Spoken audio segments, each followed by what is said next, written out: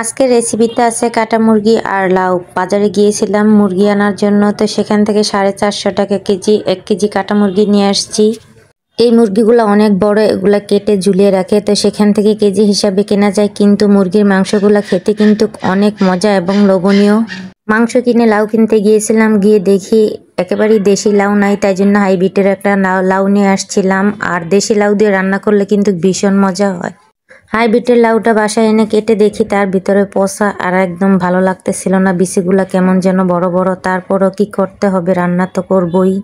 আসলে দেশি লাউ দিয়ে এই মুরগিটা রান্না করলে অনেক স্বাদ এবং মজাই হয়। তো লাউটা কেটে দেখি আমার মনটাই একেবারে খারাপ হয়ে গেল, যেহেতু লাউটা একটু বাড়তি। তারপরে আবার দেখেন কিরকম একটা, তারপরও কেটে নিয়ে নিলাম। বাজারে তো সব সবজির অনেক দাম, তারপরও লাউয়ের তো 80 থেকে 100 টাকা এক একটা লাউতে। এই লাউটা একটুও ভালো ছিল না, তারপরে দেখে কচি দিকে নিয়ে আসছি, তাও এই অবস্থায় ছিল। ভয়েস দেওয়ার সময় এত গাড়ি ঘোড়া সবকিছু একসাথে চলে যে আমার ভয়েস দিতেই ভালো লাগে না, অনেক শব্দ হয় আমার ভিডিওর ভয়েস যেতে, আপনারা অবশ্যই ইগনোর করে দেখবেন। তো প্রথমেই আমি মুরগির তেলগুলা দিয়ে তেল উঠিয়ে নিলাম, আর এখন এখানে সব ধরনের মশলা দিয়ে ভালো করে কষিয়ে নিব।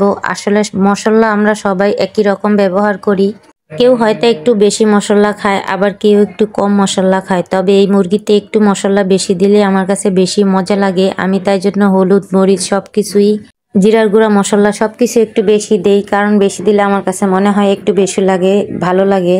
তো মশলাগুলো ভালোভাবে কষিয়ে নিয়ে মুরগিটাও ভালোভাবে কষিয়ে নিতেছি। আর এই মুরগি কষানো দেখলে আপনার জিভে এমনিতেই পানি চলে আসবে, দেখেই বোঝা যাচ্ছে কতটা লোভনীয় হয়। আপনার জানেন না, কষানো মুরগিটা দেখলে আমার ছেলে খেতে মন চায়, বলে মা আমাকে একটু দাও, আমার মেয়েও বলবে আমাকে একটু দাও। তো দেখেন কষানোটা কতটা লোভনীয় হয়েছে। অবশ্যই আপনারাও বলবেন আপনাদেরকে একটু দেবো কিনা, অবশ্যই জানাবেন।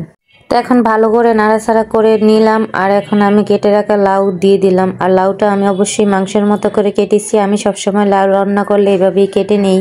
বয়স দিতে গেলে আমি আটকে যাই, যেমন দম আটকে যায় তেমনি বয়স আটকে যায়, কোনটা রেখে কোনটা বলবো একেবারে বুঝতে পারি না। তো লাউটা ভালো করে নাড়াচাড়া করে তারপর ঢাকনা দিয়ে ঢেকে দিলাম। ঢাকনাটা উঠিয়ে আবার নাড়াচাড়া করে দিতেছি। দেখুন এখানে দেখেই বোঝা যাচ্ছে এটা কতটা লোভনীয়, আর খেতে কিন্তু ভীষণ সুস্বাদু এবং অনেক মজা হয়েছিল।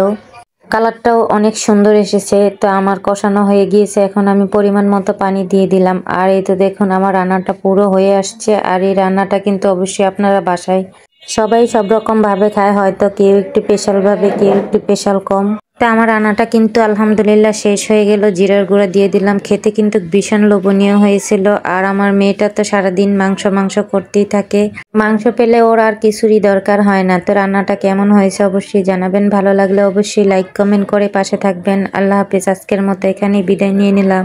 ভিডিওটা ভালো লাগলে অবশ্যই আমার পেজকে ফলো দিয়ে সাথে থাকবেন। আল্লাহ হাফেজ।